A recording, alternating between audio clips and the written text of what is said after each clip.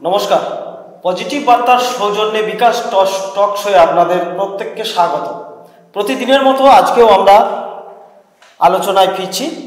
আপনারা জানেন যে পজিটিভ বার্তা একটি ইতিবাচক মাধ্যম সোশ্যাল মিডিয়ায়। আমরা প্রতিদিন আপনাদের জানা অজানা বিভিন্ন তথ্য নিয়ে আমরা আপনাদের কাছে বিকাশ টক শোয়ের মাধ্যমে উপস্থাপিত করি। আমাদের উদ্দেশ্য একটাই, আপনারা যদি আমাদের এই অনুষ্ঠান দেখে এতটুকু সচেতন হন বা এতটুকু আপনাদের কাজে লাগে, তাহলে বিকাশ টক শোয়ের মাধ্যমে আমাদের যে অনুষ্ঠান তার সফল আমরা উদ্বুদ্ধ হব এবং আমাদের যে উদ্দেশ্য সেটা সাধিত হবে।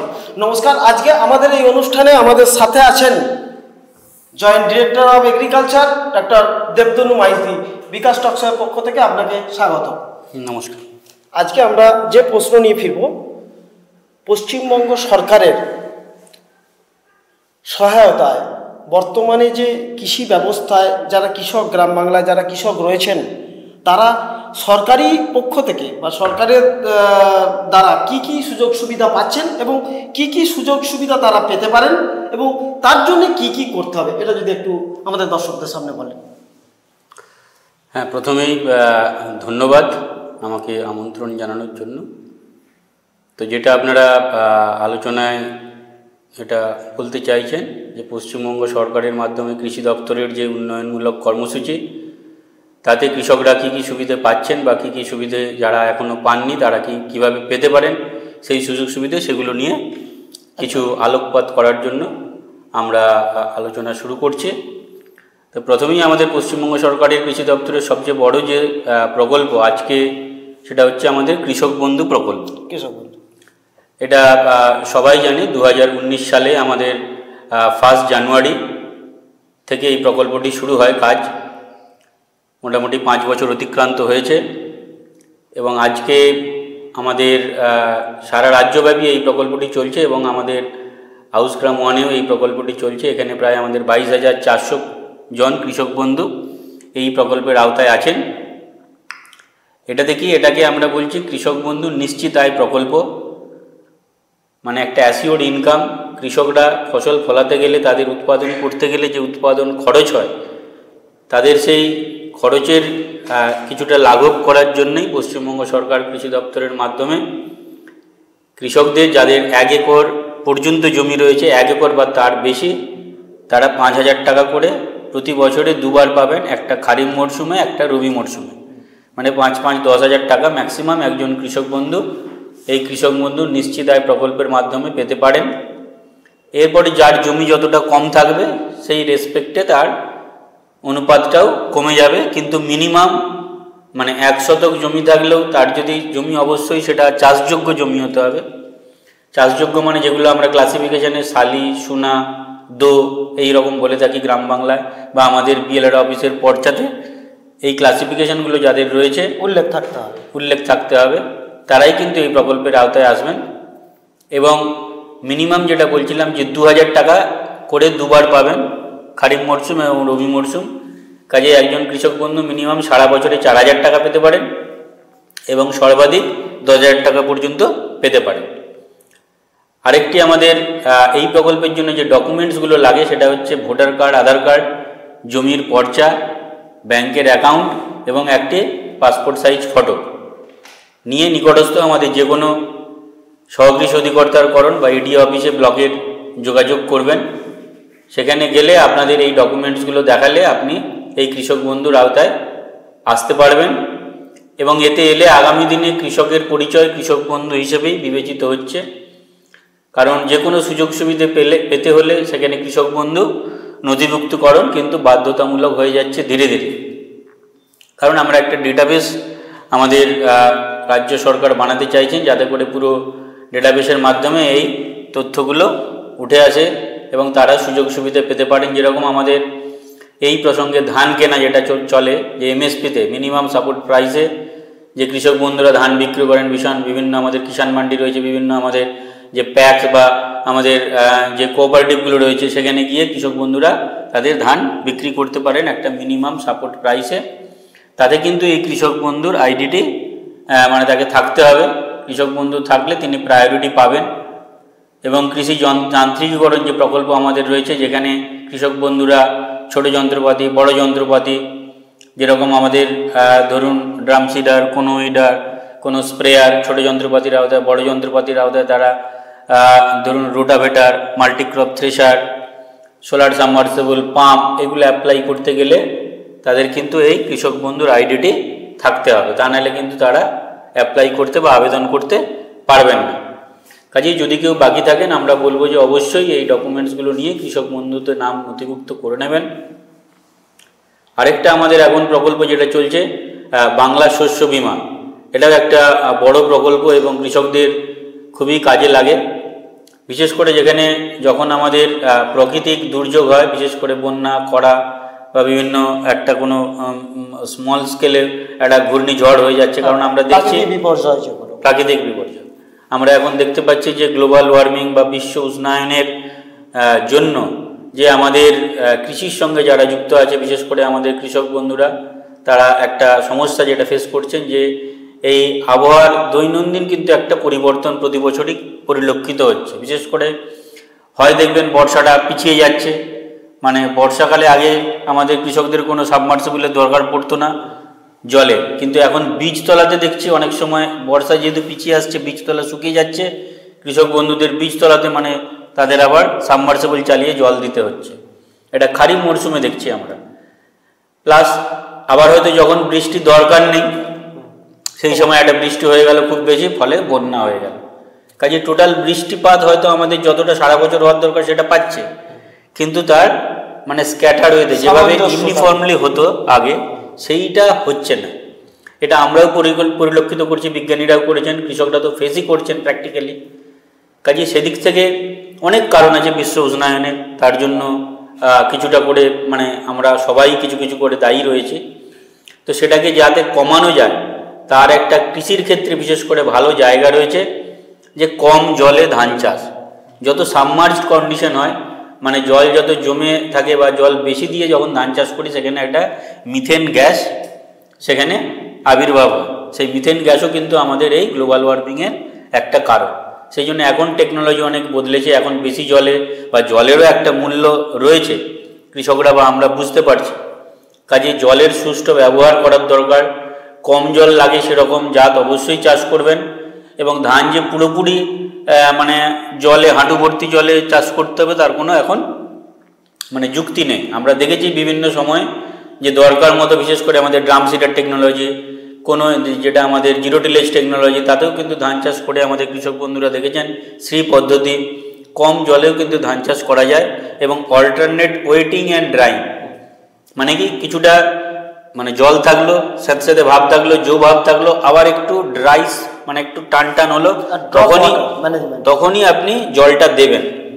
এই প্র্যাকটিসটা যারা করতে পারে তাদের কিন্তু ফলনও ভালো হয়, রোগ পোকার আক্রমণও কম হয়, এবং আমাদের যেটা প্রাকৃতিক সম্পদ জলের যে সুষ্ঠু ব্যবহার, মানে আগামী দিনে অনেক বিজ্ঞানীরা বলছেন যে বিশ্বযুদ্ধ যদি হয় তাহলে কিন্তু এই জল নিয়েই হবে। জল একটা অমূল্য সম্পদ, সেটা পানীয় জল বলুন এবং সেচের জল, বিশেষ করে কৃষিকাজে যেটা ব্যবহৃত হয়। কাজে তার যাতে সুষ্ঠু ব্যবহার করা যায় এটা সবাই চেষ্টা করব আমরা। বাংলা শস্য বীমাতে এই যে ঝুঁকিগুলো থাকছে কৃষকদের, সেই ঝুঁকি থেকে বাঁচার একটা সুযোগ রয়েছে, বা তার যদি কোনো কারণে ফসল ক্ষতি হয় সেই ক্ষতিটা কাটিয়ে উঠে পরবর্তী মরশুমে আবার যাতে সে তার সার ওষুধ বীজ কিনতে পারে, সক্ষম থাকতে পারে, সেই মানে অবস্থাটাকে বাঁচিয়ে রাখার জন্যই কিন্তু বাংলা শস্য বীমা, যার মাধ্যমে কৃষকরা একটা ক্ষতিপূরণ পেতে পারে। কাজেই আমরা বলবো যে এবং এটা সবচেয়ে একটা শুনলে আপনারা খুশি হবেন যে আমাদের মাননীয় মুখ্যমন্ত্রী, মানে আমাদের পশ্চিমবঙ্গ একমাত্র রাজ্য যেখানে এই বাংলা শস্য বীমার মধ্যে কোনো কৃষকদের প্রিমিয়ামের খরচ বহন করতে হয় না, বীমার টাকা দিতে হয় না, কৃষক দিনে হয়। ধানের ক্ষেত্রে তো দিতেই হয় না প্রথম থেকেই একদম, আর আলুর ক্ষেত্রে এতদিন দিতে হতো গত 2023 সালের রবি মরশুম অবধি। 2024 সাল জাস্ট এখন আমাদের আলু বসানো শুরু হচ্ছে। এই বছর থেকে যারা আলু চাষ করবেন তারা কিন্তু আর তাদের প্রিমিয়ামের টাকা দিতে হবে না, টোটাল টাকাটাই আমাদের পশ্চিমবঙ্গ সরকার কৃষি দপ্তর বহন করবেন। কৃষকদের তাদের লাঘব করার জন্য, তাদের কিছুটা ইনকাম বাড়ানোর জন্য, তাদের পাশে দাঁড়ানোর জন্য কিন্তু এটা এই বাংলা শস্য বিমাটা রয়েছে। কাজেই যারা আগামী দিনে, এখন তো ধান চাষের জাস্ট শেষের দিকে, আমাদের 30শে নভেম্বর লাস্ট ডেট রয়েছে, যদি কেউ এখনও বাকি থাকেন খারিফ মরশুমে ধান চাষের বিমা করাতে পারেননি, তারা নিকটস্থ এডিও অফিসে গিয়ে অবশ্যই বিমা করিয়ে নেবেন। 30শে নভেম্বর 2024 লাস্ট ডেট। আর আগামী যেটা মরশুম আমাদের রবি মরশুমে শুরু হচ্ছে, বিশেষ করে এখানে রয়েছে সর্ষে আমাদের মেন, এছাড়া রয়েছে মুসুর, গম যেখানে হয়, প্লাস আমাদের আলু, এবং কোনোটির জন্যই কোনো প্রিমিয়াম কৃষকদের দিতে হবে না। এখানেও ওই 5টি ডকুমেন্টস কৃষকরা নিয়ে যে কোনো এডিও অফিসে বা বিভিন্ন পঞ্চায়েতেও এই ক্যাম্পটি হবে বাংলা শস্য বিমার, সেখানে গিয়ে যোগাযোগ করলে আপনারা নাম নথিভুক্ত করতে পারবেন। ভোটার কার্ড, আধার কার্ড, জমির পর্চা, ব্যাংকের অ্যাকাউন্ট, এই 4টি ডকুমেন্টস লাগবে বাংলা শস্য বিমা করানোর জন্য। আরেকটি আমাদের যেটা আবেদন বা প্রকল্প, আমরা যেটা এখন ধান কাটা যেহেতু শুরু হয়েছে, ধান কাটার মরশুমটা চলবে এখনও প্রায় 15 দিন 20 দিন। এই সময়টাতে আমরা বিভিন্ন গণমাধ্যমে বিভিন্ন ফ্লেক্স, ব্যানার, পথনাটিকা বিভিন্নভাবে আমরা এটা চেষ্টা করছি যে ধান কাটার পর কেউ নাড়া পোড়াবেন না। বিশেষ করে এটা আমরা দেখি যে কিছু কিছু চাষি যেটা বলেন যে আমাদের মাঠ খালি করতে খুব তাড়াতাড়ি দরকার, ধান কাটার পরে আলু বসাবেন, কিন্তু এটা একটা বিশাল গ্লোবাল ওয়ার্মিং। কিছুক্ষণ আগেই আমরা যেটা আলোচনা করছিলাম বিশ্ব উষ্ণায়ন, তাতে কিন্তু এটা একটা আমাদের মানে খারাপ দিক। যদি আমরা নাড়া পুড়িয়ে দিই, এটা কিন্তু বিশ্ব উষ্ণায়নকে আবার বাড়িয়ে দিচ্ছে, ফলে সেই যে আমাদের প্রতিকূল আবহাওয়া বা আমাদের যে আবহাওয়ার তারতম্য, সেটা কিন্তু আরও দিনের দিন বেড়ে যাবে। এবং বাতাসে কার্বন ডাইঅক্সাইডের পরিমাণও বেড়ে যাচ্ছে। কার্বন ডাইঅক্সাইড, মিথেন গ্যাস, আমাদের যেগুলো আমাদের ক্লোরোফ্লোরো কার্বন, এই জিনিসগুলো কিন্তু বেড়ে যায়।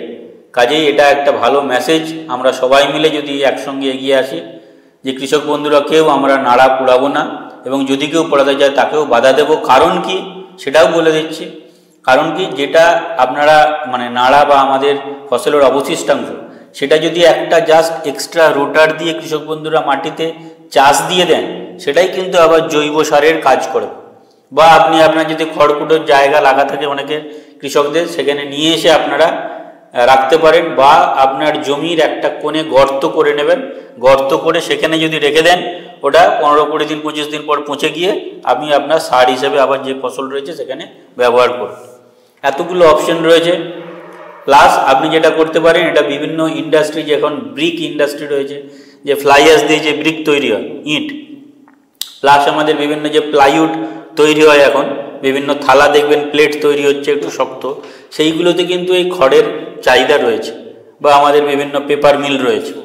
তো সেই লিঙ্কেজটা যদি কেউ করিয়ে যেতে পারেন, কোনো এন্টারপ্রিনার আসুক, সেখানে কোনো এনজিও আসুক, বা সেখানে কোনো কোঅপারেটিভ আসুক, এগিয়ে এসে ওই কৃষকদের যে খড়গুলো যাদের পড়ে রয়েছে এক জায়গায় জড়ো করে, যদি সেই শিল্প আমাদের এর সঙ্গে যুক্ত যে শিল্পগুলো রয়েছে তাদের সাথে যদি একটু চ্যানেলাইজ করে দেন, তাহলে কিন্তু এই খড়টাও তারা একটা বিক্রির উপরন্তু পয়সা পাবে, তাদের সমস্যাও নিরসন হবে, প্লাস আমাদের জমির স্বাস্থ্য ভালো থাকবে, পরিবেশ দূষণ থেকে আমরা বাঁচতে পারবো। যেটা হয় গ্লোবাল ওয়ার্মিং, এই যখনই নাড়া পোড়ায় আপনারা দেখবেন যে পাঞ্জাব হরিয়ানাতে এক সময় যে এত নাড়া পোড়ায়, সেটা দিল্লির দূষণের একটা মানে পুরো চাদরের মতো আস্তরণ হয়ে যায়। ইভেন আমাদের কিছু সময় আমরা দেখেছি যে ক্রিকেট ম্যাচ অবধি, মানে ইন্টারন্যাশনাল ক্রিকেট ম্যাচ ওই কারণে বন্ধ করতে হয়েছিল দিল্লিতে, দৃশ্যমানতা কমে যাওয়ার জন্য। দৃশ্যমানতা প্লাস শ্বাসকষ্ট হয়, বিভিন্ন মানে তখন প্রবলেম শরীরেরও, ওই যে গ্যাসগুলো বেরোয় সেটা সবই ক্ষতিকারক। এবং এটা আমাদের যে গ্রিন ট্রাইব্যুনাল রয়েছে সরকারিভাবে, ওনারা স্যাটেলাইটের মাধ্যমে দেখতে পান আজকের দিনে। এখনকার দিনে যেখানেই এই নাড়া পোড়াবে, সেই চিত্র আমাদের আবার আমাদের জেলার মাধ্যমে আমাদের কাছে চলে আসে রিপোর্ট আকারে, একদম স্যাটেলাইট ইমেজ সহ, আজকে এই তারিখে এই জায়গায় নাড়া পোড়ানো হয়েছে, এটার অ্যাকশন কি নিয়েছেন, তার মধ্যে আমাদের আবার অ্যাকশন রিপোর্ট দিতে হয়। এবং এটা আজকের দিনে দাঁড়িয়ে কিন্তু আমাদের রাজ্য সরকার দণ্ডনীয়, মানে আইনত দণ্ডনীয় অপরাধ হিসেবে এর সিআরপিসিতে ক্রিমিনাল কোড করে একদম আমাদের অ্যাকশন নেওয়া যায়, এবং এখানে এফআইআর, জরিমানা দুটোই রয়েছে। যদিও আমরা চাই না যে কোনো কৃষক বন্ধু তার মানে সেই সমস্যার ফেস করতে হয়, সেই জন্য আজকের দিনেও আমরা দাঁড়িয়ে বিভিন্ন গণমাধ্যম, বিভিন্ন আমাদের প্রশিক্ষণ শিবির বলুন, বিভিন্ন জায়গায় ফ্লেক্সের মাধ্যমে, পথনাটিকার মাধ্যমে, পথযাত্রার মাধ্যমে, আমরা যেখানেই সুযোগ পাই মেলার মাধ্যমে প্রচার করে থাকি যে ফসল কাটার পরে বিশেষ করে কেউ নাড়া পোড়াবেন না, সেই নাড়াটা হয় মিশিয়ে দেন, নাহলে আপনার বাড়িতে নিয়ে আসুন, বা জমির একটা কোণে গর্ত করে রেখে দেবেন। কারণগুলো বললাম কেন। নমস্কার, আপনারা শুনলেন আজকে আমাদের স্টুডিওতে উপস্থিত ছিলেন joint director of agriculture doctor Debtanu Maiti. আপনাদের এই মঞ্চ থেকে আপনাদের কাছে একটা অনুরোধ রাখবো, স্যার ঠিক যেমনটা বলছিলেন, চাষ হয়ে যাবার পর সেই জমির ধানের যে নাড়া সেগুলোকে পোড়াবেন না, এবং বায়ু দূষণের কারণ আপনি নিজে হবেন না, কারণ বেঁচে থাকার জন্য প্রয়োজন অক্সিজেন। তাই আপনাদের কাছে এই অনুরোধ রাখলাম, এবং সাথে সাথে এই বার্তা প্রত্যেককে পৌঁছে দেবেন। আর এই অনুষ্ঠানের মাধ্যমে স্যার ঠিক যেমনটা জানালেন যে কৃষক বন্ধু করার জন্য কি কি কাগজপত্র দরকার, পশ্চিমবঙ্গ সরকারের পক্ষ থেকে কৃষকরা কি কি সুযোগ সুবিধা পাচ্ছেন, ঠিক এইরকমই অনুষ্ঠান নিয়ে আমরা বারবার আপনাদের কাছে ফিরে আসবো। আজকের মতো নমস্কার।